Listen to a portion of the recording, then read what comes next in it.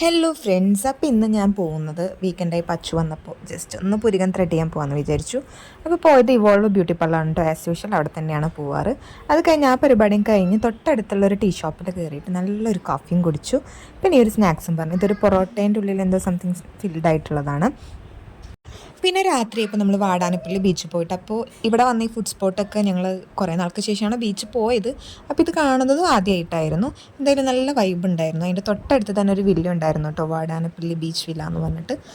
അപ്പോൾ നമ്മൾ ഓർഡർ ചെയ്തത് കുട്ടികൾക്ക് കഴിക്കാൻ വേഫിളും ലോട്ടസ് ബിസ്കോഫിൻ്റെ വേഫിൾ പറഞ്ഞായിരുന്നു. തനും കാശൊക്കെ തന്നെ കഴിക്കുന്നത് കണ്ടപ്പോഴാണ് അവരൊക്കെ വലുതായി എന്നുള്ളൊരു സത്യം ഞാൻ മനസ്സിലാക്കിയത്. പിന്നെ നല്ലൊരു ഫ്രൈഡ് റൈസും ഒരു ചില്ലി ചിക്കനും പറഞ്ഞു കേട്ടോ.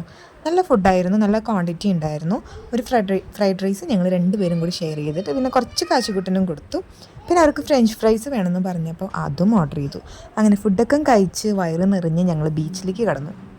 രാത്രി പോയിരിക്കാമെന്ന് പറയുന്നത് ബീച്ചിൽ നല്ലൊരു വൈബ് പരിപാടിയാണ് കേട്ടോ. കുട്ടികൾക്ക് ഭയങ്കര എക്സൈറ്റ്മെൻറ്റും ത്രില്ലും ഭയങ്കര ഹാപ്പി ആയിരുന്നു. പിന്നെ ആ കാറ്റക്കം കൊണ്ട് സത്യാവസ്ഥ പറയാമല്ലോ, പിള്ളേരുടെ അസുഖങ്ങളും അതായത് ചുമയും കഫക്കെട്ടൊക്കെ ഒന്ന് കുറഞ്ഞു വരികയായിരുന്നു. ഇത് കഴിഞ്ഞ് നെക്സ്റ്റ് ഡേ മുതൽ അവരുടെ അസുഖങ്ങളൊക്കെ കൂടി. പിന്നെ അച്ഛനും മക്കളും ബീച്ചിൽ ഓടി കളിക്കുകയായിരുന്നു.